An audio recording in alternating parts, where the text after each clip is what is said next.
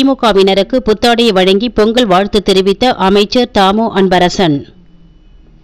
செங்கல்பட்டு மாவட்டம் கோவளத்தில் காஞ்சி வடக்கு மாவட்ட திருப்போரூர் வடக்கு ஒன்றிய, தெற்கு ஒன்றிய திருப்போரூர் பேரூராட்சி நிர்வாகிகளுக்கான ஆலோசனைக் கூட்டம் திருப்போரூர் சேர்மன் எஸ்ஆர்எல் இதயவர்மன் தலைமையில் நடைபெற்றது.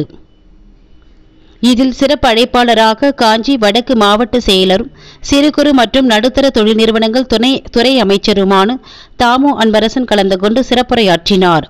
நிர்வாகிகளுக்கு புத்தாண்டு வாழ்த்து தெரிவித்தும் பொங்கல் வாழ்த்துடன் புத்தாடைகளை வழங்கினார். இந்நிகழ்ச்சியில் பேசிய அவர், கழக நிர்வாகிகள் அனைவரும் ஒற்றுமையுடன் இருக்க வேண்டும் என்றும், அப்படி இருந்தால் மட்டுமே கழகத்தை வெற்றி பாதைக்கு கொண்டு செல்ல முடியும். யாருடைய தயவும் இல்லாமல் தனி பெரும்பான்மையை பெற்றிட வேண்டும். அதற்கு அனைவரும் ஒற்றுமையுடன் கள பணியாற்றுங்கள். அனைவருக்கும் பொங்கல் நல்வாழ்த்துக்கள் என பேசினார்.